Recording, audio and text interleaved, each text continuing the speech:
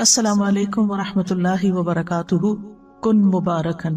کل ہم نے برکت کا معنی اور مفہوم پڑھا کہ کچھ جگہوں میں برکت ہوتی ہے، کچھ زمانوں میں اوقات میں برکت ہوتی ہے، کچھ چیزوں میں برکت ہوتی ہے، کچھ لوگوں کے اندر برکت ہوتی ہے، اور پھر ہم نے بابرکت بننے کے لیے جو ضروری کام کرنے چاہیے، ضروری اقدامات کرنے چاہیے، ان کو شروع کیا تھا۔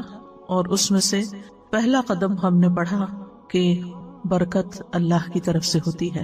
آج ہم انشاءاللہ شروع کریں گے کہ اللہ تعالیٰ کسی انسان میں کس طرح برکت پیدا کر دیتا ہے۔ اللہ سبحانہ وتعالیٰ نے مسیح علیہ السلام کے بارے میں فرمایا تھا، اس نے کہا بے شک میں اللہ کا بندہ ہوں، اس نے مجھے کتاب دی اور مجھے نبی بنایا اور مجھے بابرکت بنایا جہاں بھی میں ہوں، جہاں بھی جاؤں، گھر میں ہوں یا گھر سے باہر ہوں، اور مجھے نماز اور زکوٰۃ کی وصیت کی جب تک میں زندہ رہوں۔ تو اللہ سبحانہ وتعالیٰ نے کچھ لوگوں کو بابرکت بنایا، ان میں برکت اتاری۔ اللہ سبحانہ وتعالیٰ کی برکت حاصل کرنے کے لیے ہمیں کیا کرنا چاہیے؟ سوال یہ پیدا ہوتا ہے کہ اللہ کی برکت کیا ہے، یعنی جو بندوں میں آتی ہے تو اس کا اثر کیا ہوتا ہے، اس کا نتیجہ کیا ہوتا ہے؟ شیخ ابن عثیمین کہتے ہیں کہ جب اللہ تعالیٰ کسی انسان کی اس چیز میں برکت نازل کر دیتا ہے جو اس کو عطا کی گئی ہوتی ہے، جیسے مال ہے، اولاد ہے، گھر ہے، گاڑی ہے، علم ہے، تو اس کا تھوڑا بھی اس کے لیے بہت زیادہ ہو جاتا ہے۔ اور جب برکت چھین لی جاتی ہے تو بہت ساری چیزیں بھی، ڈھیروں مقدار بھی قلیل ہو جاتی ہیں، تھوڑی ہو جاتی ہیں۔ کتنے ہی انسان ہیں کہ اللہ تعالیٰ ان کے ہاتھوں پر کم دنوں میں ہی بہت زیادہ برکت ڈال دیتے ہیں، یعنی تھوڑے دنوں میں وہ بڑے بڑے کام کر جاتے ہیں، تھوڑی سی زندگی میں بھی بڑے بڑے کام ان سے سرزد ہو جاتے ہیں۔ اور دوسرا انسان اسی کام کو، اتنے ہی اماؤنٹ کے کام کو بہت زیادہ دنوں میں بھی نہیں کر پاتا۔ کتنے ہی انسان ایسے کہ ان کے پاس دولت کم ہوتی ہے لیکن وہ اپنے گھر میں خوشحال ہوتے ہیں کیونکہ اللہ نے ان کے مال میں برکت ڈال دی ہوتی ہے۔ اور کتنے ہی لوگ ایسے ہیں جن کے پاس ملینز ہوتے ہیں لیکن وہ خوش نہیں ہوتے، ان کی ضروریات پوری ہی نہیں ہوتی۔ اس بارے میں مجھے کسی نے قصہ سنایا کہ ایک امام صاحب تھے، ان کی تھوڑی سی تنخواہ تھی، تو ان سے کسی نے پوچھا کہ تم اتنے کم پیسوں میں کیسے گزارا کرتے ہو؟ ان کا کہ الحمدللہ ہمارا گزارا ہو جاتا ہے اور میں اس پر اللہ کا بڑا شکر گزار ہوں۔ میں ایک چھوٹی سی مثال دیتا ہوں کہ پچھلے 18 سال سے میرے گھر کا ایک بلب بھی فیوز نہیں ہوا، ایک لائٹ بھی خراب نہیں۔ اس کو برکت کہتے ہیں کہ آپ کا پیسہ ضائع نہیں ہوتا، نقصان میں نہیں جاتا، بیماری میں نہیں جاتا، ٹوٹ پھوٹ میں نہیں جاتا۔ اور کچھ لوگ ہیں کہ ان کے پاس بہت ہے لیکن اسی حساب سے نکلتا بھی ویسے ہی اور زیادہ بھی پورا نہیں پڑتا، کمی کا ہی شکار رہتے ہیں، کمی کو روتے رہتے ہیں۔ تو کئی چیزوں میں برکت ہوتی ہے، مثلاً علم میں برکت۔ جس شخص کو اللہ تعالیٰ علم میں برکت عطا کرتے ہیں وہ علم کے اعتبار سے مبارک ہوتا ہے، تو وہ جس مجلس میں بھی بیٹھتا ہے لوگ اس کے علم سے فائدہ اٹھاتے ہیں۔ اور اسی طرح اس شخص کے اندر بھی علم کو پہنچانے کا شوق ہوتا ہے، وہ ہر طریقے سے علم کو نشر کرتا ہے، علم کو عام کرتا ہے۔ اور اس کی مثال ہمارے سابقہ علماء ہے کہ کس طرح انہوں نے بغیر بجلی کے، بغیر رات کی روشنی کے، یعنی لالٹینوں میں دیے جلا کے، اور بعض اوقات جیسے امام بخاری کا آتا ہے کہ چاندنی راتوں میں کتاب التاریخ لکھی جو رجال کی تاریخ تھی، اور بھی علماء نے بڑی بڑی کتابیں لکھی۔ تو اس کی بنیادی وجہ کیا تھی؟ مثلا امام بخاری کو ہم لیں تو ہمیں یوں نظر آتا ہے کہ جیسے ان کے عمل میں اخلاص تھا، جس کی وجہ سے آپ دیکھیں کہ ان کی کتاب کو اللہ کی کتاب کے بعد سب سے صحیح ترین کتاب مانا گیا، اس پر علماء امت کا اتفاق ہے۔ اور پھر اتنے 100 سال بعد آج بھی مسلمانوں کے گھروں کی بھی زینت ہے اور لائبریریوں کی بھی، اور لوگ اس کو پڑھتے ہیں۔ تو جب انسان کسی کام میں خلوص اختیار کرتا ہے، اللہ کے لیے کرتا ہے، تو اللہ تعالیٰ اس کے کام کو اس کے مرنے کے بعد بھی باقی رکھتا ہے۔ اسی طرح انسان کے اخلاق میں برکت کیا ہوتی ہے کہ انسان فراخ دل ہوتا ہے، سچا ہوتا ہے، نرم مزاج ہوتا ہے، اور لوگ اس کے اخلاق کی تعریف کرتے ہیں، جو اس سے ملتا ہے خوش ہو جاتا ہے۔ اسی طرح انسان کے چھوٹے چھوٹے کاموں میں بھی برکت ہو جاتی ہے، اس کے اعمال کے نتائج کے اعتبار سے۔ بعض اوقات انسان ایک چھوٹی سی ایفرٹ کرتا ہے، چھوٹا سا مشورہ کسی کو دے دیتا ہے کہ اچھا تم یہ کاروبار کر لو، وہ بچہ اس کاروبار میں لگ جاتا ہے اور وہ بہت کامیاب ہو جاتا ہے۔ اب اس شخص نے تو ایک چھوٹا سا مشورہ دیا لیکن خلوص کے ساتھ دیا، خیرخواہی کے ساتھ دیا، محبت کے ساتھ دیا، اور وہ اتنا فلرش کر گیا اور اس سے اتنے سارے لوگوں کو فائدہ پہنچا۔ اس نے کبھی خواب میں بھی نہیں سوچا تھا کہ اس کا ایک چھوٹا سا مشورہ جو ہے وہ کتنا کارآمد ہوگا، کتنے لوگوں کے لیے فائدہ مند ہوگا۔ اسی طرح کچھ لوگوں کے مال میں برکت ہوتی ہے، یعنی تھوڑا بھی ہوتا ہے لیکن اس سے خیرات بھی کر رہے ہوتے ہیں، اپنی ذات پہ بھی خرچ کرتے ہیں، اپنے رشتہ داروں پہ بھی خرچ کرتے ہیں، یعنی ان کی زندگی میں ایک اطمینان نظر آتا ہے۔ تو ہمیں اپنے مبارک بننے کے لیے اللہ تعالیٰ سے دعا کرنی چاہیے کہ اللہ سبحانہ وتعالیٰ ہمارے علم میں بھی برکت دے، کہ جو ہم نے سیکھا ہے وہ صرف ہماری ذات میں ہی آ کے ختم نہ ہو جائے، ہم اس پر عمل کریں، عمل کی مثال بنے، اس کو سکھانے والے بنے، اس کو آگے بڑھانے والے بنے۔ پھر اسی طرح اللہ تعالیٰ ہمارے اخلاق میں برکت دے، ہمارے اعمال میں برکت دے، کہ کوئی بھی کام کریں، ہم چھوٹا کریں یا بڑا، اس سے زیادہ لوگوں کو فائدہ پہنچے، کیونکہ برکت کا معنی کیا ہوتا ہے؟ الزیادہ والنمو، یعنی اس چیز کا بڑھ جانا، نشو نما پانا، کثرت میں ہو جانا۔ اور اسی طرح اللہ تعالیٰ مال میں بھی برکت دے، اولاد میں برکت دے، اور ہم جہاں بھی ہوں بابرکت بنے۔ بابرکت بننے کے لیے انسان کو توحید اختیار کرنی چاہیے، یعنی اللہ سبحانہ تعالیٰ سے خالص تعلق رکھنا چاہیے، اور اس کے لیے ہمیں اللہ سبحانہ تعالیٰ کے نام اور ان کی صفات جو ہیں صرف ان کو جاننا ہی نہیں چاہیے، ان کے ساتھ we should live with them، یعنی ہم جب اللہ تعالیٰ کے بارے میں سوچیں، اللہ تعالیٰ کے بارے میں گمان کریں، تو ہم اپنے مختلف کاموں کے ساتھ اللہ کی ان صفات کو یاد کریں۔ مثلا اگر ہم کھانا کھا رہے ہیں تو ہم کیا سوچیں کہ اللہ رازق ہے، اللہ نے یہ رزق مجھے دیا ہے۔ پھر اسی طرح اگر ہمیں کوئی مشکل ہو رہی ہے تو اس کے ناموں کے ساتھ ہم اس کو پکاریں، یا حیو یا قیوم برحمتک استغیث، اللہ کی رحمت کے ساتھ فریاد کریں۔ پھر اسی طرح زندگی کے جو مختلف کام ہیں ان کاموں کے ساتھ ہم اللہ تعالیٰ کی ان صفات کو ریلیٹ کرتے جائیں، تو انشاءاللہ اس طریقے سے آپ کا ایک پرسنل لیول پر اللہ سبحانہ تعالیٰ کے ساتھ ایک تعلق بن جائے گا۔ اس کو ایک چھوٹی سی مثال سے سمجھیں کہ جب آپ دنیا میں کسی انسان سے محبت کرتے ہیں، مثلا اپنے والدین سے، اور ان کی کچھ عادات آپ کے اندر آ جاتی ہیں، تو پھر آپ مینشن کرتے ہیں وہ میری والدہ بھی تھی نا، وہ بھی اسی طرح ہی لوگوں کو کھانا کھلاتی تھی، وہ یوں صدقہ خیرات کرتی تھی، میرے والد تھے نا تو وہ ایسا کرتے تھے۔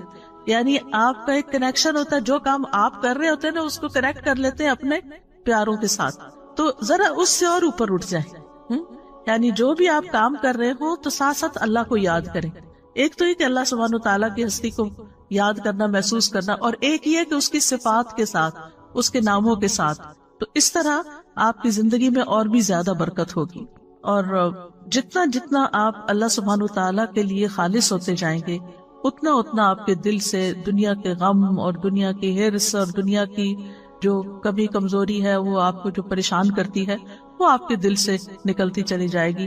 آپ رزق کے معاملے میں صرف اللہ پہ ڈیپینڈ کریں گے کہ اللہ رازق ہے، اور اس کے علاوہ لوگوں سے آپ کی ایکسپیکٹیشن نہیں رہے گی۔ اور جب لوگوں سے ایکسپیکٹیشن نہیں رہے گی تو پھر آپ کے اندر وہ لوگوں کی طرف سے اگر کوئی کمی بیشی ہوتی ہے تو کوئی غم اور دکھ بھی نہیں ہوگا، اور کسی چیز پر کوئی لالچ بھی نہیں ہوگا، یعنی اس کے پاس اتنا ہے، نہ آپ کسی سے حسد کریں گے، کیونکہ آپ کو پتا ہے کہ اصل تو رازق اللہ، اصل تو سورس اس کے پاس ہے۔ مجھے لوگوں سے کیا لینا دینا کہ میں ان کا دیکھ کے جلوں یا ان کے اوپر حسد کروں یا ان سے ناراض ہوں کہ ان کے پاس اتنا ہے تو مجھے کیوں نہیں دیتے اور میرا خیال کیوں نہیں رکھتے۔ نہیں، مجھے تو دینے والا اللہ ہے، اور جب اللہ پر انسان ڈیپینڈ کرتا ہے تو پھر اس کے دل سے یہ فکر نکل جاتی، اور وہ دیکھتا ہے کہ چڑیوں، پرندوں، چیونٹیوں تک کو وہ رزق دیتا ہے، پتھر کے کیڑوں کو وہ رزق دیتا ہے، تو کیا وہ مجھے نہیں دے گا؟ اور اسی طرح دیگر صفات میں بھی، یعنی اس سے آپ کے دل سے ہرس اور لالچ بھی نکل جائے گی، اور لوگوں کے ساتھ بدگمانی اور لوگوں کے ساتھ گلے شکوے اور لوگوں کی پھر غیبتیں اور یہ ساری چیزیں بھی آپ کے اندر سے نکل جائیں گی۔ پھر اسی طرح ایک اور چیز ہے بابرکت بننے کے لیے کہ اپنے رب کو راضی رکھیں، اس کی اطاعت کر کے اور اس کی نافرمانی کے کام چھوڑ کر۔ ابن القیم رحمۃ اللہ علیہ کہتے ہیں کہ برکت کا جامع راز یہ ہے کہ جو بابرکت شخص ہوتا ہے وہ وقت کی قیمت کو جانتا ہے، اور وہ یہ ہے کہ ہر لمحے اللہ کی رضا کا کام کرنا، یعنی جو بھی کوئی کام کر رہے ہیں اس کو اس طرح چیک کرتے جائیں کہ اس پر اللہ راضی ہے کہ نہیں، اور یہ اس کے وقت اور اس کی قیمت کا تقاضا ہے۔ یعنی میرے وقت کی قیمت کیا ہے کہ میں اس میں وہ کام کروں، چاہے میں دنیا کا کام کر رہی ہوں، چاہے میں دین کا کام کر رہی ہوں، چاہے میں عبادت کر رہی ہوں، کچھ بھی کر رہی ہوں، اس میں مقصود کسی انسان کی خوشی نہ ہو بلکہ اللہ کی خوشی ہو کہ میرا رب راضی ہو جائے گا۔ اور جب رب راضی ہو جائے گا تو آپ دیکھیں گے کہ بندے بھی آپ سے راضی ہو جائیں گے۔ اللہ تعالیٰ جس بندے سے راضی ہوتا ہے نا، اس کے لیے دنیا میں رضا اتار دیتا ہے، اور پھر بندے بھی اس سے راضی ہو جاتے ہیں۔ لیکن اگر اللہ راضی نہیں ہے تو پھر لوگوں کو آپ کتنا بھی راضی کرنے کی کوشش کریں، اللہ کو بھول کر چھوڑ کر، تو وہ راضی نہیں ہو سکتے. پھر اسی طرح یہ ہے کہ جب انسان اللہ کو راضی کرنے کے لیے کوشش کرتا ہے تو پھر وہ لوگوں کی تعریف کو منتظر نہیں رہتا کہ کون مجھے پوچھتا ہے، کون مجھے اپریشیٹ کرتا ہے، کون میرے لیے بڑی بڑی باتیں کرتا ہے. اور پھر انسان کو اس بات کی فکر لگ جاتی ہے کہ اللہ کی نگاہ میں میرا مقام کیا ہے اور میری وہاں بھی قبولیت ہے یا نہیں. اس کو اپنے اعمال میں قبولیت کی فکر ہو جاتی ہے، نہ کہ لوگوں کی تعریف کی، کیونکہ ساری دنیا بھی اگر اس کی تعریف کرنے لگے اور اگر اللہ تعالیٰ اس سے راضی نہیں تو ایسے شخص کی زندگی میں کوئی خوشی نہیں ہو سکتی. پھر اسی طرح جو مبارک انسان ہوتا ہے وہ ہر چیز کو اس نقطہ نظر سے دیکھتا ہے کہ اس کے ذریعے میں اللہ تک کیسے پہنچوں، اس کے ذریعے میں اللہ تک کیسے پہنچوں. مثلاً اگر وہ کسی کی خدمت کرتا ہے تو وہ یہ سوچ کے کرتا ہے، چاہے گھر والوں کے لیے کھانا پکاتے ہیں آپ، ان کے لیے کلیننگ کرتے ہیں، ان کے لیے سارے جو بھی گھر کے کام کاج ہیں ان کے اوپر احسان کرتے ہوئے نہ کریں، یہ سوچ کے کریں کہ اس سے میرا رب راضی ہوتا ہے اور اس سے آپ کی تھکاوٹ بھی ختم ہو جائے گی. یہ میں اپنے رب کی خوشی کے لیے کر رہی ہوں، میں صرف شوہر کی خوشی کے لیے نہیں کر رہی. شوہر تو خود ہی خوش ہو جائے گا اگر میرا رب خوش ہوا، رب راضی ہوگا تو یہ بھی ہو جائے گا. تو میری فکر ہونی چاہیے رب کو راضی کرنے کی. تو چاہے وہ گھر والے ہوں، چاہے وہ کام کاج ہو، چاہے وہ مال ہو، چاہے وہ علم ہو، ذہانت، ہر چیز کو، جیسے ایک بزنس مین ہوتا ہے نا تو وہ ہر چیز میں دیکھتا ہے کہ اس چیز سے کیسے بزنس کیا جا سکتا ہے اور اس چیز سے کہاں سے پروفٹ کمایا جا سکتا ہے. تو جو ایک مومن بندہ ہوتا ہے وہ ہر وقت یہ سوچتا ہے اس چیز سے میں اپنی آخرت کیسے کما سکتا ہوں، اس لمحے اس وقت میں کون سا کام کروں کہ جس سے میرا رب راضی ہو جائے گا.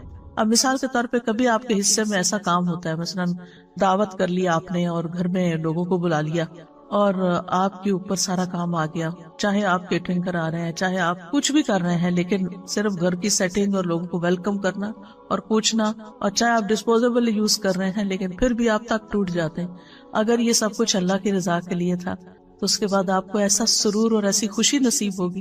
اور اگر لوگوں کی تعریف کے لیے تھا تو آپ کے دماغ میں شیطان یہ خیال ڈالے گا وہ تو شکریہ بھی نہیں بول کے گیا، اس نے تو ایسا میرے ساتھ رویہ کیا اور وہ تو یہ کر رہا تھا، اور وہ جانے کے بعد آپ اور زیادہ ٹوٹیں گے کیونکہ جس مقصد کے لیے آپ نے وہ دعوت کی تھی وہ تو پورا ہی کوئی نہ ہوا.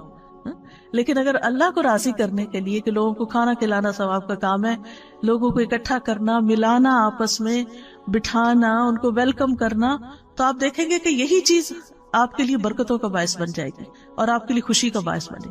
یعنی گویا دوسرے لفظوں میں قل ان صلاتی و نسکی و محیای و مماتی للہ رب العالمین، یہ بابرکت انسان کا قول ہوتا ہے کہ وہ اللہ کے لیے جیتا اور مرتا ہے اور اپنی ساری ذمہ داریاں صرف اللہ کی رضا کی خاطر پوری کرتا ہے، کہ بحیثیت بیوی کے، بحیثیت بیٹی کے، بحیثیت ماں کے، بحیثیت ایک ہمسائی کے، بحیثیت ایک طالب علم کے، بحیثیت ایک ٹیچر کے، میری رسپانسبلٹیز کیا ہے اور میں ان کو کیوں ادا کروں.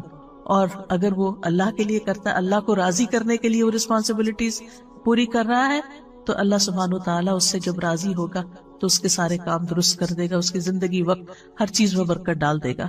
تو مبارک انسان بننے کے لیے کہ جس پہ رب کی برکتیں نازل ہوں، کیا کریں؟ اپنی عادت کے، معمول کے، روٹین کے، ذمہ داریوں کے سارے کام رب کی رضا کے لیے کریں. ایک رب کے لیے ایک ہو جائیں، یعنی ادھر ادھر نہیں، ایک راستہ اختیار کریں اور وہ رب کی رضا کا. تو انشاءاللہ آپ ایک بابرکت انسان بن جائیں گے. پھر بابرکت انسان جو ہوتا ہے وہ اپنے دل کے اوپر کبھی بھروسہ نہیں کرتا، کیونکہ دل الٹ پلٹ ہونے والی چیز ہے. وہ اگر ایمان کی لذت کسی وقت محسوس کر رہا ہے تو اس کو ڈر لگتا ہے کہ کہیں یہ حلاوت مجھ سے چھن نہ جائے، کہیں ایمان کی یہ کیفیت میرے سے دور نہ ہو جائے. وہ اپنے دل کی نگرانی کرتا ہے، وہ اپنا محاسبہ کرتا ہے کہ مجھے اپنا ایمان ہر صورت برقرار رکھنا، کیونکہ قرآن مجید میں آتا ہے نا سورۃ الحجرات میں، حبب الیکم الایمان وزینہ فی قلوبکم، اس نے ایمان کو تمہارے دلوں میں محبوب بنا دیا اور اس کو سجا دیا. تو وہ اس خوشی کو جو اندر محسوس کرتا ہے ایمان کی، وہ اس کو کسی قیمت پر کھونا نہیں چاہتا اور دل کے پلٹنے سے خوف کھاتا ہے، اور اسی لیے دعا کرتا ہے ربنا لا تزغ قلوبنا بعد اذ ہدیتنا وہب لنا من لدنک رحمہ انک انت الوہاب، اور یا مقلب القلوب ثبت قلبی علی دینک. پھر اسی طرح اگلی بات یہ ہے کہ بابرکت بننے کے لیے وہ بابرکت لوگوں جیسے کام کرتا ہے. یہ موٹے موٹے نکات اگر آپ نوٹ کر لیں گے نا اپنے پاس تو انشاءاللہ کبھی ریویژن میں آپ کو یہ چیزیں یاد آئیں گی تو پھر دوبارہ سے انسان ان چیزوں کو کرنے لگتا ہے. یعنی بابرکت بننے کے لیے بابرکت لوگوں جیسے اعمال. جیسے ہم نے دیکھا کہ انبیاء میں اللہ تعالیٰ نے برکت رکھی، نبی صلی اللہ علیہ وسلم میں برکت رکھی، اور اسی طرح آپ کے جو ساتھی تھے صحابہ کرام ان کے اندر اللہ سبحانہ وتعالیٰ نے برکت رکھی. تو وہ کیا کام کرتے تھے؟ مثلا موسیٰ علیہ السلام کے بارے میں اللہ سبحانہ وتعالیٰ فرماتے ہیں وَاذْكُرْ فِي الْكِتَابِ مُوسَىٰ إِنَّهُ كَانَ مُخْلَصًا وَكَانَ رَسُولًا نَبِيًّا. کتاب میں موسیٰ کا ذکر کیجئے، یقیناً وہ خالص کیا ہوا تھا، یعنی اخلاص تھا ان کے اندر، اور ایسا رسول جو نبی تھا. تفسیر سعدی میں ہے موسیٰ علیہ السلام اپنے تمام اعمال، اقوال اور نیت میں اللہ تعالیٰ کے لیے مخلص تھے. وہ بابرکت تھے نا، تو ان جیسا کام کیا کرنا ہے کہ اپنے قول، فعل، نیت میں خالص ہونا ہے. کیونکہ اعمال کی قبولیت کی شرط ہی کیا ہے؟ انما الاعمال بالنیات. پھر اسی طرح یہ ہے کہ بابرکت انسان لوگوں سے تعریف نہیں چاہتا اور اس کو کام کر کے فخر نہیں ہوتا، بلکہ اس کی قبولیت کی دعا کرتا ہے. جیسے ابراہیم علیہ السلام نے اور اسماعیل علیہ السلام نے کعبہ تعمیر کیا، اللہ کا گھر، اور اس کے بعد کیا دعا کی؟ وَإِذْ يَرْفَعُ إِبْرَاهِيمُ الْقَوَاعِدَ مِنَ الْبَيْتِ وَإِسْمَاعِيلُ رَبَّنَا تَقَبَّلْ مِنَّا إِنَّكَ أَنْتَ السَّمِيعُ الْعَلِيمُ. پھر بابرکت شخص کے نزدیک لوگوں کے شکریہ کی کوئی قیمت نہیں ہوتی کہ کوئی شکریہ ادا کرے، نہ اسے انتظار ہوتا ہے، اور اگر کوئی کرے یا نہ کرے اس کے لیے برابر ہوتا ہے. کسی نے کیا تب بھی ٹھیک ہے، اور اگر نہیں کیا تب بھی ٹھیک ہے، کوئی بات نہیں، ہم نے تو اللہ تعالیٰ کے لیے کیا تھا. جیسے سورۃ الانسان میں آتا ہے وَيُطْعِمُونَ الطَّعَامَ عَلَى حُبِّهِ مِسْكِينًا وَيَتِيمًا وَأَسِيرًا إِنَّمَا نُطْعِمُكُمْ لِوَجْهِ اللَّهِ لَا نُرِيدُ مِنكُمْ جَزَاءً وَلَا شُكُورًا. وہ کھانا کھلاتے ہیں اس کی محبت میں، اللہ کی محبت میں، مسکین، یتیم، قیدی کو، اور کہتے ہیں ہم تو صرف اللہ کے چہرے کی خاطر تمہیں کھلا رہے ہیں، نہ تم سے کوئی بدلہ چاہتے ہیں نہ شکریہ چاہتے ہیں. مسکین کیا بدلہ دے سکتا ہے؟ مسکین تو بدلہ نہیں دے سکتا، لیکن وہ شکریہ ادا کرتا ہے. اس کو یہ فکر ہوتی ہے کہ اگر میں نے شکریہ ادا نہ کیا تو یہ دوبارہ نہیں آئے گا، تو وہ شکریہ ادا کرتا ہے. تو وہ کہتے ہیں نہیں، ہمیں شکریہ بھی نہیں چاہیے.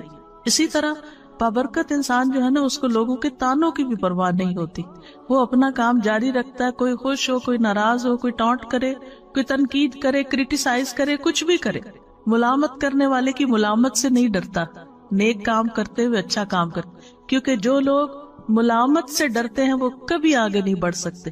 آپ نے ایک اچھا کام کیا، لوگوں نے باتیں بنائی، اب آپ پیچھے ہی بیٹھ گئے، وہیں ٹھوس ہو گئے کہ لوگ خوشی نہیں ہے میں جو بھی کرتا ہوں، تو آپ کام ہی چھوڑ دیتے. نہیں، آپ نے اگر اللہ کی خاطر ایک اچھا کام شروع کیا تھا تو دنیا ادھر سے ادھر ہو جائے، آپ اس کو نہیں چھوڑیں گے، آپ اس کو کرتے رہیں گے. کیونکہ قرآن مجید میں اللہ سبحانہ وتعالیٰ نے ایمان والوں کی کیا صفت بیان کی ہے؟ وَلَا يَخَافُونَ لَوْمَةَ لَائِمٍ، کہ وہ ملامت کرنے والوں کی ملامت سے نہیں ڈرتے. ذَلِكَ فَضْلُ اللَّهِ يُؤْتِيهِ مَن يَشَاءُ، یہ اللہ کا فضل ہے، جس کو چاہتا ہے عطا کرتا ہے. وَاللَّهُ وَاسِعٌ عَلِيمٌ، اور اللہ وسعت والا، سب کچھ جاننے والا ہے. بابرکت انسان نیک اعمال کو اللہ کی توفیق سمجھتا ہے، اللہ کی توفیق سمجھتا ہے کہ یہ اللہ نے مجھے کرنے کا موقع دیا ہے، اور اس پر وہ خوش ہوتا ہے. وہ یہ نہیں کہتا کہ یہ میری طاقت ہے، میری ذہانت ہے، میری لیاقت ہے، میری قابلیت ہے. نہیں، یہ تو میرے رب کی عنایت ہے کہ اس نے مجھے ہمت دی. میں بیمار بھی ہو سکتا تھا، میں اپاہج بھی ہو سکتا تھا، میں کسی اور کام میں مصروف ہو سکتا تھا. آپ دیکھیں کہ بعض اوقات لوگ اچھے اچھے کام کرنا چاہتے ہیں لیکن ان کے اندر ہمت ہی نہیں ہوتی، بیماری کی وجہ سے یا غم کی وجہ سے یا ڈپریشن کی وجہ سے یا وسائل نہ ہونے کی وجہ سے. اگر اللہ نے آپ کو گاڑی دی ہے، چلانے کی توفیق بھی دی ہے، اور اس پر بیٹھ کے آپ جاتے ہیں، اچھے اچھے کام کرتے ہیں، تو یہ اللہ نے آپ کو دیا ہے، اور اس پر اللہ سے راضی ہونا اور اس پر خوش ہونا اور شکر کرنا کہ اللہ تو نے موقع دے دیا کہ میں کسی کے جنازے پہ پہنچ گیا، میں کسی بیمار کی خدمت کے لیے پہنچ گیا، میں کسی کام میں والنٹیئر کرنے کے لیے پہنچ گیا. تو وہ نہ کسی پہ احسان جتاتے، نہ تعریف چاہتے، نہ شکریہ چاہتے ہیں، بلکہ اور شکر گزار ہوتے ہیں کہ میرے رب نے مجھے یہ توفیق عطا کی ہے. اور اسی طرح جیسے کہ ہم دیکھتے ہیں سورۃ ہود میں آتا ہے نا کہ پیغمبر نے کہا کہ میں ان اريد الا الاصلاح ما استطعت، کہ میں تو اصلاح ہی کرنا چاہتا ہوں جتنی میری ہمت ہے. وما توفیقی الا باللہ، مجھے اس کام کی صرف توفیق اللہ ہی دیتا ہے. علیہ توکلت و الیہ انیب، اسی پر میرا بھروسہ ہے اور اسی کی طرف میں رجوع کرتا ہوں. اسی لیے جو مبارک انسان ہوتا ہے اس کے منہ پر لا حول ولا قوت الا باللہ ہوتا ہے کہ یہ ساری توفیق اللہ ہی نے مجھے دی ہے، نہ کسی چیز کو پھیرنے کی قوت ہے اور نہ ہی کسی کام کے کرنے کی قوت ہے، لا حول ولا قوت الا باللہ۔ اور پھر آپ دیکھیں کہ جب اذان کے حی علی الصلاۃ اور حی علی الفلاح کے جواب میں ہم کہتے ہیں لا حول ولا قوت الا باللہ، تو اس کا کیا مطلب ہوتا ہے کہ اللہ ہی کی دی ہوئی توفیق سے ہم نماز کی طرف بڑھ سکتے ہیں، اللہ کی دی ہوئی توفیق سے ہی ہم کامیابی کی طرف بڑھ سکتے ہیں۔ پانچویں چیز یہ ہے کہ مبارک شخص لوگوں کو خیر پہنچاتا رہتا ہے، لوگوں کو بھی بابرکت بناتا ہے، یعنی وہ صرف اپنے لیے برکتیں نہیں سمیٹتا بلکہ دوسروں کی ہیلپ کرتا ہے کہ وہ بھی مبارک بن جائیں، اور اس کے لیے وہ لوگوں کو خیر کی تعلیم دیتا ہے۔ ابن القیم رحمہ اللہ کہتے ہیں کہ آدمی کی برکت یہ ہے کہ وہ جہاں بھی ہو خیر کی تعلیم دے، جس کے ساتھ بھی گھل مل کر رہے اس کے ساتھ خیر خواہی کرے، جہاں بھی ہو جس کے ساتھ بھی ہو اس کو خیر کے کام میں لگا دے، اس کو کوئی اچھا مشورہ دے دے، اس کو کسی راہ لگا دے، کوئی اچھی چیز بتا دے، کیونکہ ایسے شخص کے لیے ساری مخلوق دعائیں کرتی ہے۔ رسول اللہ صلی اللہ علیہ وسلم نے فرمایا اللہ اور اس کے فرشتے اور آسمان اور زمین والے، یہاں تک کہ چیونٹیاں اپنے سوراخ میں اور مچھلیاں اس شخص کے لیے جو نیکی اور بھلائی کی تعلیم دیتا ہے خیر و برکت کی دعائیں کرتی ہیں، خیر و برکت کی دعائیں کرتی ہیں۔ لا یصلون علی معلم الناس الخیر، اس سے بڑھ کر اور کیا چاہیے؟ تو یاد رکھیے برکت کے لیے ضروری نہیں ہوتا کہ کام کوانٹٹی میں بہت زیادہ ہو، یہ بھی کر لوں وہ بھی کر لوں وہ بھی کر لوں وہ بھی کر لوں، اور کسی چیز کو بھی کوالٹی کے ساتھ، یہ نہیں ہوتا۔ برکت میں چھوٹا سا کام بھی جو آپ نے اخلاص کے ساتھ کیا ہے، اچھے طریقے سے کیا ہے، خوبصورتی کے ساتھ کیا ہے، اس کا کہیں زیادہ نتیجہ بڑا نکل سکتا ہے بنسبت اس کے کہ بہت سارے کام کر کے ہماری امی کہتی تھی چگل کے رکھ دیے۔ پتہ نہیں آپ نے لفظ کبھی سنا کہ نہیں، یعنی چگل کے رکھ دیے مطلب یہ ہے کہ کوئی اس میں کوالٹی نہیں ہے اور کوئی خوبصورتی نہیں اس کے اندر۔ تو اس لیے جب یہ بات ہوتی ہے نا کہ خیر کی بات بتانے والے کے لیے مچھلیاں دعائیں کرتی ہیں اور ساری چیونٹیاں اور یہ سب دعائیں کرنے لگتے ہیں، اور اگر یہ ساری مخلوق دعائیں کرنے لگے تو پھر ہم کتنے خوش قسمت ہو جائیں۔ تو آپ اپنے بچوں کے ساتھ کچھ شیئر کر سکتے ہیں، اپنے دوستوں کے ساتھ کچھ شیئر کر سکتے ہیں۔ مثلاً آپ کو ایک لیکچر آج سنا ہے، اس میں سے صرف ایک بات آپ کو یاد رہے گی، اونلی ون۔ گھر گئے آپ نے سوچا کیا سن کے، مجھے تو کچھ یاد ہی نہیں آ رہا کیا سنا تھا، تو بس ہاں یہ یاد رہا مجھے مثلاً ایک کو یہ بات، تو آپ اپنی بیٹی کو فون کرتے ہیں، اپنے بھائی کو کرتے ہیں، کسی کو کہ آج میں نے یہ اچھی بات سیکھی ہے تو میرا دل چاہ رہا ہے تم سے بھی شیئر کر دوں۔ دیکھیں ہم سب کے الحمدللہ بہت سارے رشتے دار ہیں، بہت سارے دوست ہیں، اور ضروری نہیں کہ ایک ہی بندے کے پیچھے روز پڑ جائیں، کبھی کسی کو کبھی کسی کو کبھی کسی کو، اس سے کیا ہوگا کہ کبھی کبھی پھر کسی کو بات سننے کو ملے گی، اور اس کے ساتھ اگر الحمدللہ اگر روز بھی موقع اپنے بچوں کو بٹھا کے سکھانے کا ملتا ہے تو انشاءاللہ گھر میں بھی برکت ہوگی، کیونکہ علم کی مجلس جو ہے گھر کے اندر بھی، تو وہ ایز اے فیملی بھی اگر آپ بیٹھ کے چاہے میاں بھی بیٹھ کے دو لوگ پڑھ رہے ہیں کوئی چیز تو وہاں بھی برکت نازل ہوتی ہے۔ ابن قیم کہتے ہیں کہ فائدہ پہنچانے والا شخص ہی بابرکت ہوتا ہے، جو چیز سب سے زیادہ فائدہ پہنچاتی ہے وہ سب سے زیادہ بابرکت ہوتی ہے، اور لوگوں میں سے بابرکت انسان وہ ہے جو جہاں بھی جاتا ہے اس سے فائدہ اٹھایا جاتا ہے۔ سبحان اللہ، ہم نے اس بات کو شیطانی اثر میں کتنا غلط رنگ دیا ہوا ہے کہ لوگ مجھے یوز کرتے ہیں، سبحان اللہ، یعنی کہ میں لوگوں کو یوز نہیں کرنے دوں گی، اللہ کی خاطر یوز ہو جائے تو اس سے بڑی خوش قسمتی کیا ہے، کر لیں یوز آپ کو، آپ اپنی خوش قسمتی سمجھیں کہ آپ کسی کام کے ہیں، آپ فائدہ پہنچا سکتے ہیں، آپ کی جگہ کوئی اور نہیں ہے، وہ آپ ہیں کہ جس سے لوگ فائدہ اٹھاتے ہیں۔ اس پر اللہ کا شکر ادا کریں اور خوش ہو جائیں، اور سمجھتے ہوئے، بعض اوقات یہ ہوتا ہے نا لوگ اس میں انڈر لائن مسکرا بھی رہے ہوتے ہیں کہ اچھا اس سے بے وقوف بناؤ اس کو، اور آپ کو سمجھ آ رہی ہوتی ہے کہ یہ آپ کو بے وقوف سمجھ رہے ہیں، تو کوئی بات نہیں، جو مرضی سمجھے۔ وہ کل میں نے کہا تھا نا کہ اخلاق کے 10 درجوں میں سے 9 جو ہے وہ تغافل سے تعلق رکھتے ہیں، اگنور کرنا، سنی انسنی کر دینا، دل پہ نہ لینا، معاف کر دینا، جانے دینا، جواب نہ دینا۔ دیکھ گھر میں لڑائی فساد کیوں ہوتا ہے؟ کسی نے ایک چھوٹی سی بات کی، ہم نے اس سے 2 سنائی، وہ لڑائی شروع ہو گئی۔ اگر کسی نے 1 سنائی ہے، چاہے آپ کو کتنی بھی کڑوی لگی ہے، آپ جواب نہیں دیتے تو لڑائی تو نہیں بڑھے گی، فساد تو نہیں ہوگا۔ تو اگر دوسرا شخص غلط کر رہا ہے تو آپ بھی اچھا نہیں کر رہے، اس نے آگ لگائی، آپ نے تیل ڈالا، اور اگر آپ نے تیل ڈالا تو نتیجہ کیا نکلا؟ بہت بڑا الاؤ بھڑک اٹھا۔ لیکن جو شخص سن کے چپ کر جاتا ہے، ادھر سے ادھر نکل جاتا ہے، اگنور کر دیتا ہے، تغافل کر دیتا ہے، جیسے اس کو پتہ ہی نہیں چلا، بے وقوف ہے وہ، تو کیا فرق پڑتا ہے؟ آپ ہیں تو نہیں نا، آپ کو تو اپنا خود پتا ہے کہ آپ نہیں ہیں، لیکن اگر دوسرے کی ناسمجھی ہے تو وہ اس کی ناسمجھی ہے۔ بعض اوقات لگتا ہے کہ لوگ پھر میرے اوپر چڑھائی نہ کر دیں یا مجھے یہ نہ سمجھیں کہ مجھے کوئی جواب نہیں دینا آتا، تو ہم تابڑ توڑ جواب دیے چلے جاتے ہیں اور بحث کہیں ختم ہی نہیں ہوتی، اور اس میں بعض اوقات پھر ناراضگیاں بھی ہو جاتی ہیں، غصہ بھی ہو جاتا ہے، بد اخلاقی بھی ہو جاتی ہے۔ تو ہم مبارک تو نہ رہے، ہم کہیں گئے اس گھر میں لڑ جھگڑ کے نکل آئے، ہم کوئی مبارک انسان ہے؟ کسی کو خوشی دے کر آئے یا کسی کو تکلیف دے کے آئے؟ لیکن بات کہاں سے شروع ہوتی ہے؟ کسی کی چھوٹی سی بات سے۔ اور بعض اوقات کوئی بیمار ہوتا ہے، کوئی بوڑھا ہوتا ہے، کوئی بچہ ہوتا ہے، کوئی ناسمجھ ہوتا ہے، کوئی بے وقوف ہوتا ہے، وہ تو اپنی بے وقوفی میں کوئی بات کر رہا ہوتا ہے اور آپ اس سے بڑے بے وقوف بن گئے، آپ نے اس کو سچ سمجھ لیا اور اپنے اوپر لے لیا اور اپنا اتنا بڑا ریاکشن ظاہر کیا اور کیے کرائے پہ پانی پھیر دیا۔ کیونکہ ہماری لڑائیاں انہی لوگوں سے ہوتی ہیں جن کے لیے ہم بہت کچھ کر رہے ہوتے ہیں، جن کے لیے ہم بہت زیادہ کر رہے ہوتے ہیں نا، پھر ہماری کیا توقع ہوتی ہے کہ یہ ہمیں ریٹرن کرے، یہ ہماری عزت تو کرے کم از کم، یہ ہمارا شکریہ تو کرے، اور جب وہ نہیں کرتے اس کی بجائے کوئی بات سنا دیتے، پھر تو آپ توبہ ہی کریں کہ نتیجہ کیا نکلے گا۔ پھر اسی طرح بابرکت انسان کی خوبی کیا ہے کہ وہ دوسروں کو بھی نیک کاموں کی ترغیب دیتا ہے، شوق دلاتا ہے، جیسے اللہ سبحانہ وتعالیٰ فرماتے ہیں قرآن مجید میں، یا ایھا النبی حرض المؤمنین علی القتال، اے نبی مومنوں کو قتال پر ابھاریے، یعنی موٹیویٹ دیم۔ تو یہ نبی صلی اللہ علیہ وسلم کے زمانے میں تھا، اور آپ بھی اور صحابہ بھی یعنی کہ لوگوں کو ترغیب دیتے تھے اچھے کاموں کی۔ لیکن اس کے برعکس مشرکین کے بارے میں قرآن کیا فرماتا ہے؟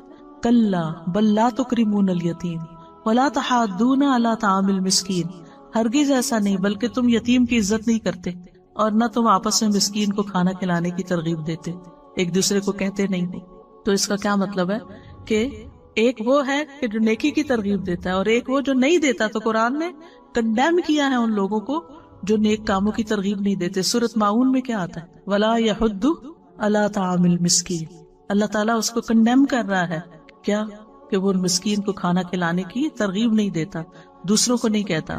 پھر اسی طرح یہ ہے کہ بعض اوقات ہمارے اپنی وسعت میں کوئی کام کرنا نہیں ہوتا، لیکن ہم دوسرے کو بتا سکتے ہیں کہ دیکھو وہ فلاں جگہ یہ اس کام کی ضرورت ہے، میرے پاس گاڑی نہیں، تم جا سکتی ہو، تم جا کے کر لو۔ تو آپ نے صرف بتایا۔ تو الدال علی الخیر کفاعلہ، کسی کو نیکی کے کام کا رستہ دکھانے والا ایسا جیسے اس نے خود کر لیا، اس کی اپنی جینوئن ریزن تھی، کسی وجہ سے نہیں گیا، لیکن اس نے کسی کو فون کر دیا۔ نبی صلی اللہ علیہ وسلم کے پاس کبھی کوئی کچھ لینے کے لیے آتا، مانگنے کے لیے، تو آپ فرماتے کہ اس کی سفارش کرو تاکہ تمہیں بھی اجر مل جائے۔ سبحان اللہ، یہ ہے برکت نا، مبارک انسان کہ وہ سارا ثواب خود ہی نہیں لوٹ رہا، وہ کسی اور کو بھی ساتھ شامل کرتا ہے کہ اچھا میں نے تو دینا ہی ہے، جو اللہ چاہے گا اپنے نبی کے ہاتھ سے دلوائے گا، لیکن تم اشفعوا تؤجروا، اس کی شفاعت کرو، سفارش کرو، اجر پاؤ۔ صرف سفارش کر کے تم اجر پا سکتے ہو، اور ہم ہو تو الٹا منع ہی کرتے، اس کو نہ دیکھنا، یہ روز مانگنے آ جاتا ہے۔ لیکن یہ کہ نبی صلی اللہ علیہ وسلم تو دینے والوں میں سے تھے۔ اسی طرح نیک کاموں کی طرف دوسروں کی رہنمائی کر دے۔ ایک شخص نبی صلی اللہ علیہ وسلم کے پاس سواری مانگنے آیا، تو آپ کے پاس سے اسے کوئی سواری نہ ملی جو اسے منزل تک پہنچاتی۔ آپ نے اسے ایک دوسرے شخص کے پاس بھیج دیا، تو اس نے سواری دے دی۔ اس نے آ کے آپ کو بتایا کہ آپ نے مجھے جو بتایا تھا تو میرا کام ہو گیا۔ کئی دفعہ ایسے ہوتا ہے نا کہ لوگ واپس تھینک یو کا میسج کرتے ہیں کہ آپ نے وہ بتایا تھا وہ ہو گیا، تو آپ کو کتنی خوشی ہوتی ہے اس وقت۔ تو آپ صلی اللہ علیہ وسلم نے اس وقت فرمایا، بھلائی کی طرف رہنمائی کرنے والا ثواب میں بھلائی کرنے والے کی ہی طرح ہے۔ سواری اس نے دی، ثواب ان کو بھی ملا کیونکہ انہوں نے رستہ دکھایا تھا، وہاں چلے جاؤ۔ یعنی کبھی آپ صدقہ نہیں کر سکتے، آپ کے پاس نہیں ہوتا، آپ افورڈ نہیں کر سکتے، یا اس وقت آپ کے پاس نہیں ہوتا، تو آپ کسی کو کہہ دیتے کہ دیکھو یہاں صدقہ کر دو۔ کئی دفعہ ایسے ہوتا ہے نا کہ یوٹیوب پہ تو آج کل بہت فنڈ ریزنگ کے اشتہار آتے، کوئی اسلامی لیکچر لگائے اس کے شروع میں ڈونیٹ کا کچھ، کہیں کوئی اسلامک سینٹر بن رہا ہے، کہیں کوئی روہنگیا میں مسئلہ ہے، کہیں یمن میں لوگوں کو کھانا چاہیے، یعنی ہر جگہ کچھ نہ کچھ۔ تو کوشش کیا کرے کہ ہر جگہ کچھ نہ کچھ ڈال دیں، کہیں کوئی مسجد بن رہی ہے، کہیں کچھ بھی، وہ نہیں آپ کو جانتے، لیکن آپ اپنا حصہ ڈال دیا کریں۔ اچھا اب میرے جیسے جو کریڈٹ کارڈ نہیں ہے کسی کے پاس، تو آپ کسی کو لنک بھیج سکتے ہیں کہ دیکھو یہ میرا خیال ہے بہت اچھا موقع ہے نیکی کرنے کا۔ اپنے بچوں کو کہیں جو کماتے ہیں، ان کو کہیں کہ بیٹا یہ اس میں ڈال دو، ان کو ایڈریس بھیج دیں، کچھ کریں تاکہ اور لوگ بھی اس کام میں شریک ہو جائیں۔ اب وہ جو بھی کریں گے، چاہے ایک اینٹ وہاں رکھیں گے، وہ آپ کا بھی ثواب اس اینٹ کا مل جائے گا ساتھ۔ تو ایک دوسرے کو نیکی کے کاموں کی جگہ بتانا جو ہے یہ بھی ایک بہت بڑی نیکی ہے. اور خاص طور پر جب اللہ سبحانہ وتعالیٰ نے آپ کو مال عطا کیا ہو تو اس مال کے اثرات آپ کے اپنے اوپر بھی نظر آنے چاہیے، آپ کے لباس میں، کپڑوں میں، رہن سہن میں. اور اس کے علاوہ دائیں بائیں خرچ بھی کریں، رشتہ داروں کو بھی دیں، غریبوں مسکینوں کو بھی دیں، دوست احباب کو بھی دیں. علم ہے تو وہ اسی طرح آپ کے اپنے اوپر عمل نظر آنا چاہیے، اور اس کے علاوہ دائیں بائیں لوگوں کو سکھائیں بھی.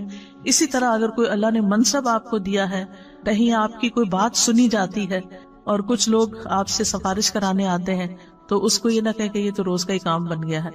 نہیں، تنگ دل نہ ہو، انہیں کہ شکر ہے اللہ تو نے مجھے اس قابل بنایا کہ میں کسی کا مسئلہ حل کر سکتی. یعنی یہ قابلیت ہر ایک کے اندر نہیں ہوتی، ہر ایک کی کوئی بات نہیں سنتا، لیکن اگر آپ کی کوئی سن لیتا ہے اور آپ کسی کا کام کروا دیتے ہیں تو آپ ایک مبارک انسان ہیں. پھر اسی طرح یہ ہے کہ قرآن مجید میں بھی آتا ہے نا فَأَمَّا مَا يَنْفَعُ النَّاسَ فَيَمْكُثُ فِي الْأَرْضِ، اور لوگوں میں سب سے بہترین وہ ہے جو لوگوں کو سب سے زیادہ نفع دیتا ہے. یعنی لائن میں سب سے آگے وہ ہوگا قیامت کے دن کہ جو لوگوں کے لیے زیادہ فائدہ مند ہے. ابن عمر کہتے ہیں ایک آدمی نبی صلی اللہ علیہ وسلم کے پاس آیا اور کہا اللہ کے رسول کون سے لوگ اللہ کو زیادہ پیارے ہیں اور کون سے اعمال اللہ کو زیادہ پسند ہیں؟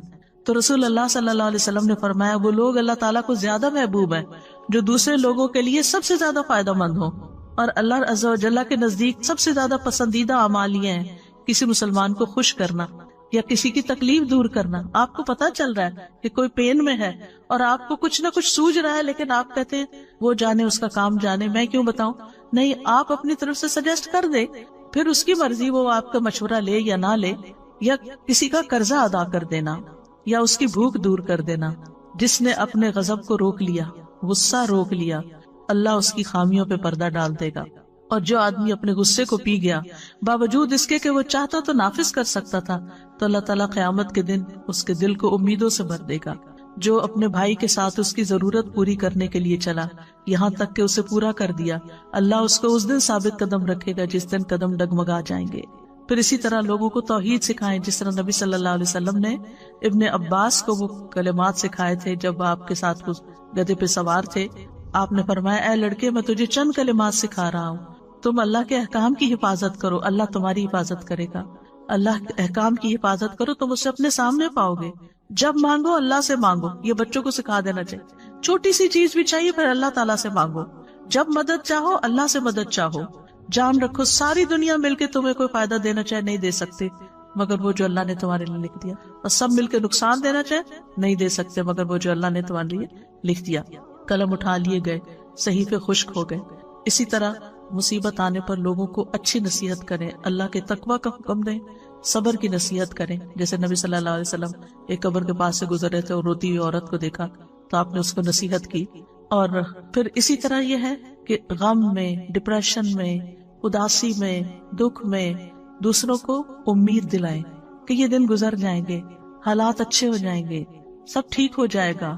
اور پھر اس کو مصیبت پر صبر کا اجر بھی بتائیں کہ کتنا بڑا اجر اور ثواب ہے تمہارے لیے جو اللہ نے تمہیں اس امتحان میں ڈالا ہے، تم اللہ سے راضی رہو.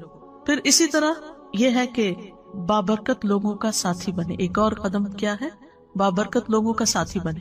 اب آپ کہ ہمیں تو کوئی سمجھ نہیں آتی، یہاں تو کوئی دنیا میں بابرکت ہمیں مل نہیں رہا، لیکن الحمدللہ ہمارے سلف صالحین میں بہت لوگ بابرکت. ان کی سیرت پڑھیں، ان کی بکس پڑھیں، جو کام انہوں نے کیے. آپ یقین کریں کہ آپ کا دل اتنا بڑا ہو جائے گا، آپ حیران ہو جائیں گے کہ میں کن باتوں میں الجھی ہوئی ہوں، میں کن باتوں پہ رو رہی ہوں، اتنی پیٹی چیزوں کے اوپر پریشان ہوں اور لڑائی ڈال کے رکھی ہوئی ہے، یہ تو کوئی بات ہی نہیں ہے. آج مجھے کسی نے آرٹیکل بھیجا امام ابن تیمیہ کے بارے میں کہ کتنی دفعہ وہ جیل میں گئے تھے. 7 دفعہ جیل میں گئے تھے. امام ابن تیمیہ کا فتاویٰ آپ نے دیکھو تو 35 والیوم میں، اور اس کے علاوہ بھی کئی کتابیں. اتنا علمی کام کیا اور لوگ ان کے پیچھے پڑے رہتے. یعنی جو لوگ بڑے کام کرتے ہیں ان کے حاسد بھی بہت ہوتے، تو ہر تھوڑے دن کے بعد جا کے حاکم کے پاس شکایت کر کے ان کو جیل بھجوا دیتے تھے، اور جب وہ وہاں جاتے وہاں وہ اور کتابیں لکھ لیتے تھے. اور آپ کو معلوم ہے لاسٹ ٹائم جو وہ جیل میں گئے تھے کتنی دفعہ قرآن پڑھا تھا؟ 80 بار قرآن پڑھا تھا. ہم نے ساری زندگی میں 80 بار نہ پڑھا ہوگا. اس طرح وقت کو استعمال کیا. آپ دیکھیے کہ جب انسان ایسے لوگوں کے حالات پڑھتا ہے کہ 7 دفعہ جیل میں گئے، تو پھر آپ کو اپنی پریشانی کیا لگتی ہیں؟ بہت چھوٹی لگتی ہے نا. یعنی انسان کے اوپر کبھی کبھی ایسا ہوتا ہے نا کہ حالات تنگ ہونے لگتے ہیں، کوئی ادھر کی پریشانی ادھر کی اس وقت کیا کرنا چاہیے؟ ایسی کتابیں پڑھنی چاہیے جس سے پتہ چلے کہ آپ سے پہلے جو بابرکت لوگ تھے، کیونکہ بابرکت اس لیے کہتے ہیں کہ ان سے خیر بہت پھیلی، لوگوں کو فائدہ بہت پہنچا، اس لیے بابرکت کہتے ہیں. تو ان کی زندگیوں میں کتنی پریشانیاں آئیں اور انہوں نے کس طرح ان کو جیلا، اور انہوں نے ان کو کچھ نہیں سمجھا اور وہ آگے نکل گئے.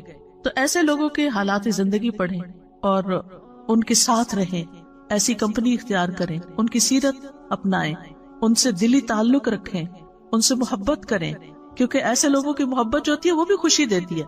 کیونکہ نیک لوگوں سے محبت عرش کے سائے تلے جگہ دے گی، نور کے ممبروں پہ ہوں گے ایسے لوگ، ایمان کے کامل ہونے کی دلیل ہے. اور حدیث قدسی میں آتا ہے جو لوگ میری رضا کی خاطر آپس میں محبت کرتے ہیں ان کے لیے میری محبت واجب ہو جاتی ہے. وجبت محبتی للمتحابین فیہ، جو اللہ کی خاطر محبت کرتے ہیں. اچھا ایک ہوتا ہے نا جس سے ہم انس رکھتے ہیں، اس سے محبت کرتے ہیں اور اس کو ہم اوپر ٹیگ لگا دیتے ہیں اللہ کی خاطر محبت ہے. اس کے برعکس ایک اور انسان ہے، وہ تھوڑا اجنبی ہم سے لیکن ہے نیک، تو ہمیں اس سے بھی محبت کرنی چاہیے. یعنی صرف اس سے محبت نہ کریں جو آپ سے کرتا ہے، آپ یہ دیکھیں کہ جس سے میں محبت کری اس کے اندر کتنی خوبی. اب مثلا جو لوگ فوت ہو چکے ہیں ہمارے آباء و اجداد میں سے، پریڈیسیسر سلف صالحین، وہ تو ہمیں نہیں جانتے.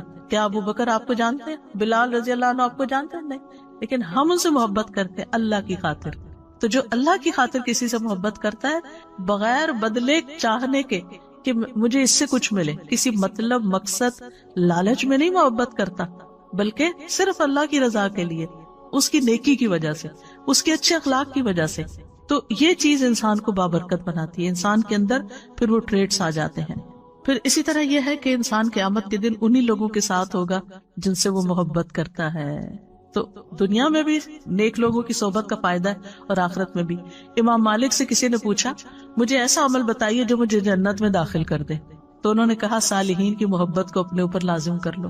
ہو سکتا ہے کہ اللہ تعالیٰ ان میں سے کسی کے دل کو جھانکے اور اس میں تمہارا نام لکھا ہو اور اللہ تمہیں بخش دے اور جنت میں داخل فرما دے.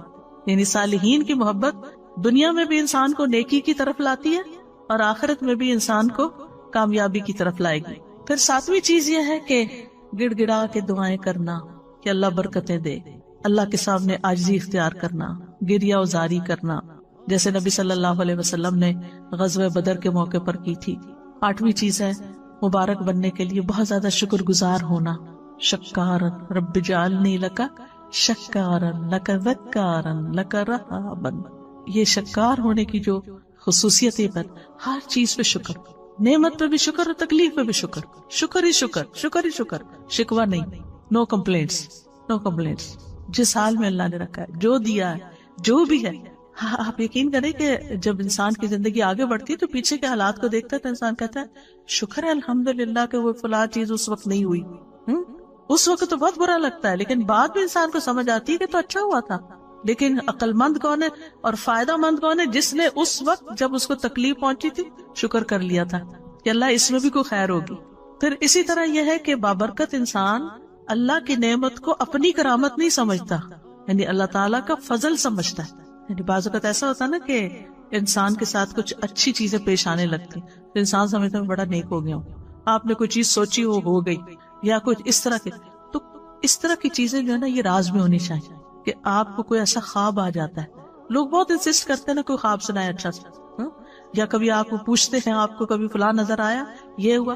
اگر کوئی بھی اللہ نے آپ کو چیز دکھائی ہوئی ہے تو ان چیزوں کو راز میں رکھیں، راز آپ کے اور اللہ سبحانہ تعالیٰ کے بیچ میں ہو. کیونکہ یہ جو کرامتوں کا اظہار کرنا ہوتا ہے نا، میرے ساتھ یہ بھی ہوا اور یہ بھی ہوا اور یہ بھی، یہ انڈائریکٹلی اپنے آپ کو بڑا ثابت کرنا ہوتا ہے کہ میں اللہ کا بڑا پیارا ہوں، میری قدر کرو.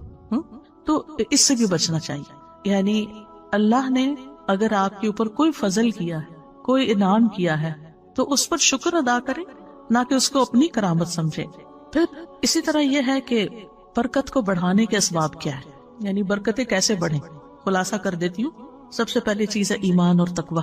اللہ تعالیٰ فرماتے ہیں سورۃ الاعراف 96 میں، اور اگر واقعی بستیوں والے ایمان لے آتے اور تقوی اختیار کرتے تو ہم ضرور ان پر آسمان اور زمین سے بہت سی برکتیں کھول دیتے، لیکن انہوں نے جھٹلایا تو ہم نے انہیں اس کی وجہ سے پکڑ لیا جو وہ کمائی کرتے تھے. تو ایمان اور تقوی برکتیں لانے کا سبب ہے. پھر قرآن کی قرأت اور اس پر تدبر اور عمل، یہ برکت کا سبب ہے۔ سورۃ صاد میں اللہ تعالیٰ فرماتے ہیں جو کتاب ہم نے آپ کی طرف نازل کی ہے بڑی برکت والی ہے تاکہ لوگ اس کی آیات میں غور و فکر کریں اور اہل عقل اس سے سبق حاصل کریں۔ ویکینڈ پہ تدبر کی کلاس ہوتی ہے تو اس کو جوائن کر لیں، چاہے آن لائن کریں یا یہاں آ جایا کریں، لیکن یہ کہ قرآن کو غور و فکر سے پڑھنا، ڈیپتھ میں پڑھنا، توجہ سے پڑھنا، یہ بھی برکت لانے کا ذریعہ ہے۔ سورۃ الانعام میں اللہ تعالیٰ فرماتے ہیں وَهَذَا كِتَابٌ أَنزَلْنَاهُ مُبَارَكٌ فَاتَّبِعُوهُ وَاتَّقُوا لَعَلَّكُمْ تُرْحَمُونَ، اور یہ ایک کتاب ہے جسے ہم نے نازل کیا ہے، بڑی برکت والی ہے، بس اس کی پیروی کرو، یعنی اس کو فالو کرو، اس پہ عمل کرو اور تقوی اختیار کرو تاکہ تم پہ رحم کیا جائے۔ پھر قرآن کے اوپر عمل کے نتیجے میں اعمال میں برکت ہو جاتی ہے، یعنی ہمارے کاموں میں برکت ہو جاتی ہے۔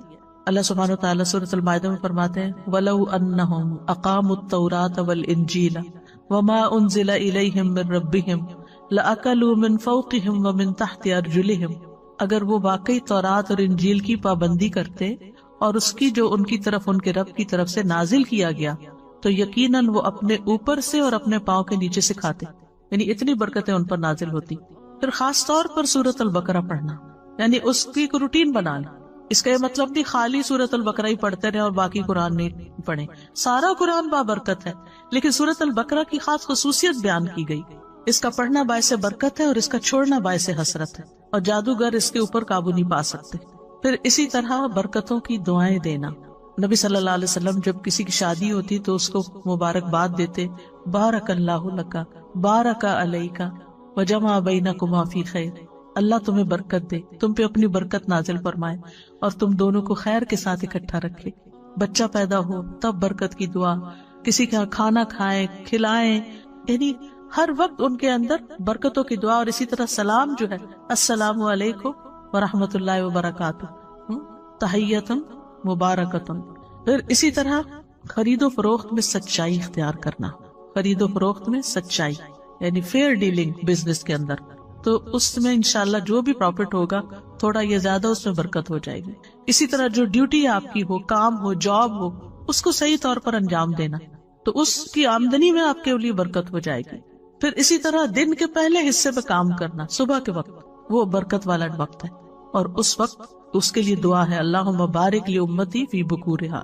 پھر اپنے اوقات کو منظم کرنا، یعنی ہے فیضڑ کام نہیں کرنا، کبھی یہ کر لیا کبھی وہ کر لیا، نہیں، اس سے برکت نہیں ہوتی۔ پھر تمام معاملات میں سنت پر عمل کرنا، اللہ سبحانہ تعالیٰ پر توکل کرنا۔ پھر اسی طرح لوگوں سے نہ مانگنا، پھر خرچ کرنا اور صدقہ کرنا، وما انفقتم من شیء فهو یخلفہ، یہ برکت ہو جائے گی، وہو خیر الرازقین، جو کچھ بھی تم خرچ کرتے ہو وہ اس کی جگہ تمہیں اور دے دیتا ہے، اور وہی سب سے بہتر رازق ہے۔ اللہ تعالیٰ فرماتے ہیں یا ابن آدم انفق علیک، اے ابن آدم خرچ کرو میں تم پہ خرچ کروں گا۔ اس کے برعکس حرام مال سے بچنا، یہ بھی برکت کا ذریعہ ہے۔ یمحق اللہ الربا ویربی الصدقات، اللہ سبحانہ وتعالیٰ سود کو مٹاتا ہے اور صدقات کو بڑھاتا ہے۔ سود کی ڈیلنگ جہاں بھی ہوگی وہاں سے برکتیں ختم ہو جائیں گی اور انسان اسی کے چکر میں پڑا رہے گا۔ اور اکثر ایسے دیکھا گیا ہے کہ جو لوگ سود کے کاروبار میں الجھے ہوئے ہوں، بعض اوقات ان کے گھروں میں ایسی ایسی بیماریاں یا دلوں میں سکون کا نہ ہونا، اور افسوس یہ ہے کہ لوگوں کے دلوں سے آہستہ آہستہ اس برائی کا برا ہونا ہی نکل گیا ہے کہ یہ کوئی برائی بھی ہے، اور یہ کہہ کے خود کو دھوکہ دیتے رہتے ہیں کہ بہت سارے لوگ یہی کچھ کر رہے ہیں، ہم کون سے اکیلے ہیں۔ لیکن یہ ہے کہ حلال کی برکت اور ہے اور حرام سے برکت ختم ہو جاتی ہے۔ پھر نعمتوں پر شکر گزاری، لئن شکرتم لازیدنکم، شکر کرو گے اور زیادہ ملے، برکت ہو جائے گی۔ پھر فرائض کی ادائیگی، صلہ رحمی، جس شخص کو یہ بات پسند ہو، اس کی عمر میں برکت ہو اور رزق میں اضافہ ہو جائے، اسے چاہیے کہ اپنے والدین کے ساتھ نیکی کرے اور صلہ رحمی کیا کرے۔ پھر استغفار پر ہمیشگی، وَقُلْتُ اسْتَغْفِرُوا رَبَّكُمْ إِنَّهُ كَانَ غَفَّارًا يُرْسِلِ السَّمَاءَ عَلَيْكُمْ مِدْرَارًا، برکتیں ہوگی، آسمان سے نازل ہوگی، بارشیں ہوں گی استغفار کی کثرت سے، اللہ کا ذکر۔ پھر اسی طرح کھانے پینے میں ان چیزوں کا استعمال جن میں برکت بتائی گئی ہے، جیسے زیتون ہے، رسول اللہ صلی اللہ علیہ وسلم نے فرمایا زیتون کھاؤ اور اس کو لگاؤ، بے شک یہ مبارک درخت ہے۔ کلونجی، آپ نے فرمایا یہ کلونجی ہر بیماری کی دوا ہے سوائے موت کے، اس کو حبۃ البرکہ بھی کہا گیا ہے، برکت والا دانہ۔ پھر شہد، قرآن نے اس پر گواہی دی کہ فیہ شفاء للناس، اس میں لوگوں کے لیے شفا ہے۔ پھر زمزم، رسول اللہ صلی اللہ علیہ وسلم نے فرمایا روئے زمین پر سب سے بہترین پانی زمزم ہے، بھوکے کے لیے کھانا اور بیمار کے لیے شفا ہے، بارش کا پانی، وَنَزَّلْنَا مِنَ السَّمَاءِ مَاءً مُبَارَكًا، مثلا اگر کوئی بیمار ہے تھوڑا سا شہد لیں، تھوڑا سا بارش کا پانی اس میں ڈالیں اور تھوڑا زمزم ڈالیں تو اس کو ملا کے آپ اس کو پلائیں تو آپ دیکھیں کتنی ساری برکتیں اکٹھی ہو جائیں گی، تو اللہ تعالیٰ شفا دے گا۔ پھر سحری کھانا، جو روزہ رکھتے ہیں تھوڑا بھی کھا لے تو دن گزر جاتا ہے، ورنہ ہر تھوڑی دیر کے بعد بھوک لگ جاتی ہے۔ تسحروا فإن فی السحور برکہ، وہ برکت والا کھانا ہے اور وہ ظاہر برکت والا ہے تو غذا بھی بنے گا، شفا بھی بنے گا۔ پھر اسی طرح بکری میں برکت ہے، رسول اللہ صلی اللہ علیہ وسلم نے فرمایا بکریاں رکھو کہ ان میں برکت ہے۔ اب یہاں تو آپ نہیں رکھ سکتے لیکن یہ کہ غریبوں کو لے کے دے سکتے، بیک ہوم آپ کے اگر کوئی رشتہ دار گاؤں وغیرہ میں رہتے ہیں تو ان کو بکریاں لے کر دیں، وہ پالیں اور ان سے آگے آگے نسل بڑھے۔ خاص طور پر دودھ دینے والی بکری اگر لے کے صدقہ کرے تو بہت بڑا ثواب ہے۔ جب حدیث پڑھتی ہوں تو سوچتی ہوں کہ یہ جلدی سے کر لوں اور پھر ذہن سے نکل جاتا ہے، نوٹ ہی کر کے لینا چاہیے۔ اور بکریوں کی برکت آپ دیکھیں کہ بکری سال میں 1 یا 2 بچے جنتی ہے ایک وقت میں، اس کے برکت کتا جو ہے وہ سال میں 6-7 بچے تک جن دیتا ہے، لیکن کتوں کی تعداد دیکھیں اور بکریوں کی تعداد دیکھیں، بکریوں سے جو فائدہ پہنچتا ہے وہ مخلوق، تو یہ برکت کیوں نظر آتی ہے نا۔ پھر گھوڑے میں برکت، رسول اللہ صلی اللہ علیہ وسلم نے فرمایا گھوڑے کی پیشانی میں برکت بندھی ہوئی ہے۔ پھر اوقات میں برکت، لیلۃ القدر ہے، رات کا آخری حصہ ہے۔ پھر جگہوں میں برکت، پھر برکت سے محرومی کی وجوہات کیا ہوتی ہیں؟ اللہ کی خاطر کام نہ کرنا۔ ابن قیم کہتے ہیں جو چیز اللہ کی رضا کے لیے نہ ہو اس کی برکت چھین لی جاتی ہے، یعنی اگر آپ دکھاوے کے کام کر رہے ہیں تو برکت نہیں ہوگی۔ گناہ اور نافرمانیاں برکت سے محرومی کا باعث ہیں۔ پھر نعمتوں کی ناشکری اور ناقدری، اس سے بے برکتی ہوتی ہے، اور ہمیں برکت کے حصول کی دعائیں بھی کرنی چاہیے۔ اللہم الف بین قلوبنا واصلح ذات بیننا واہدنا سبل السلام ونجنا من الظلمات الى النور وجنبنا الفواحش ما ظہر منها وما بطن وبارک لنا فی اسمائنا وابصارنا وقلوبنا وازواجنا وذریاتنا۔ کتنی خوبصورت دعا ہے۔ اے اللہ تو برکت ڈال، کس میں؟ ہمارے کانوں میں، ہماری آنکھوں میں، ہمارے دلوں میں، ہمارے ازواج میں، ہمارے بچوں میں، اور ہماری توبہ قبول فرما۔ پھر اسی طرح اللہ تعالیٰ کی برکت اور رحمت کا سوال جو ہر روز ہم دعائے قنوت میں کرتے ہیں۔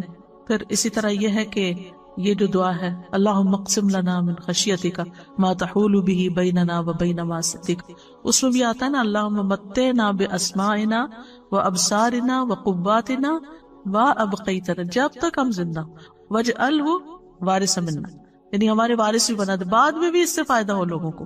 ایک اور دعا آپ کرتے تھے اللہم متعنی بسمعی وبصری واجعلہم الوارث منی وانصرنی علی من یظلمنی وخذ منہ بصاری۔ اے اللہ مجھے میری سماعت اور بصارت سے فائدہ دے اور انہیں میرا وارث کر دے، اور جو مجھ پر ظلم کرے اس کے خلاف میری مدد فرما اور اس سے میرا بدلہ لے لے، اور دوسروں کو بھی برکت کی دعائیں کرے۔ یعنی اور کچھ نہیں تو بارک اللہ فیک اپنی عادت بنا لے۔ رسول اللہ صلی اللہ علیہ وسلم نے فرمایا جب کسی کو اپنے بھائی کا وجود یا اس کا کوئی مال پسند آئے تو اس کے لیے برکت کی دعا کرے، کیونکہ نظر لگ جانا برحق ہے۔ پھر سلام کے وقت برکت کی دعا، ملاقات کے وقت، تعارف کے وقت بارک اللہ فیک کا کہنا، پھر نئے بچے کو دعا دینا اور اس میں بھی برکت کے الفاظ آتے ہیں۔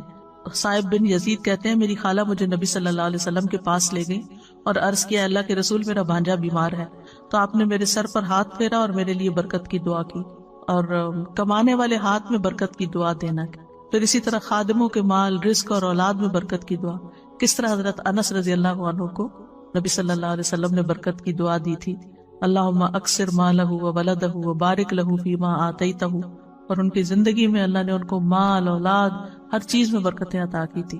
ام سلیم کو نبی صلی اللہ علیہ وسلم نے اس رات برکت کی دعا دی تھی جب ان کا بیٹا فوت ہو گیا تھا اور انہوں نے صبر کیا تھا اور اپنے شوہر کے ساتھ حسن سلوک کیا تھا، تو کہتے ہیں کہ ان کا جو بیٹا پیدا ہوا اس کے آگے 10 بیٹے پیدا ہوئے، 10 کے 10 عالم تھے جن سے بے پناہ لوگ فائدہ اٹھاتے تھے، صرف ایک عورت کے صبر کی وجہ سے۔ تو صبر کرنا اور حسن سلوک کرنا کتنی بڑی خیر لاتا ہے، اور اس کے برعکس اگر بیٹا فوت ہو گیا اور رونا دھونا اور شکوے شکایتیں، ساتھ کیا آئے گا؟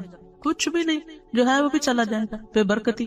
تو ام سلیم کا واقعہ جو ہے وہ بہت بڑی مثال ہے ہمارے لیے کہ کس طرح انہوں نے اپنے شوہر کی خاطر مدارت کی، اور بچہ گھر میں پڑا تھا، فوت ہو چکا تھا۔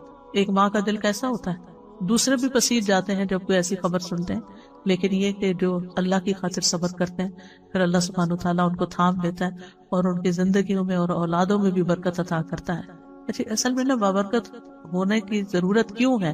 یہ زندگی ہے بہت چھوٹی سی، تھوڑے دن کے لیے ہم یہاں اس دنیا میں، اور اب ہم اتنی ساری گزار چکے ہیں، آگے پتہ نہیں کتنے دن زندہ ہیں.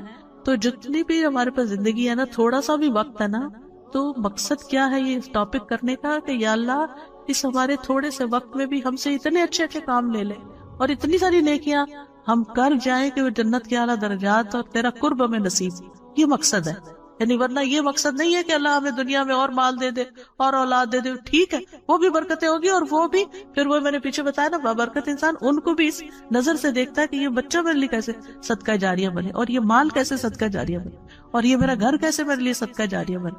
وہ ہر چیز کو اس نظر سے ڈیل کرتا ہے. تو یہ اصل مقصد ہے. اب یہ ہے کہ بعض اوقات یعنی ہمارے اندر ایک کنفیوژن ہوتی ہے کہ ہم مبارک ہوں تو پھر کیا لوگ ہم سے تبرک حاصل کرنے لگے. یہ نہیں ہونا چاہیے، ٹھیک ہے. یعنی برکت کسی چیز میں اللہ سبحانہ وتعالیٰ ڈالتا ہے، اور وہ ہمیں شریعت سے پتا چلتا ہے کہ کیا کیا چیزوں میں اللہ نے برکت ڈالی ہوئی ہے، ٹھیک ہے.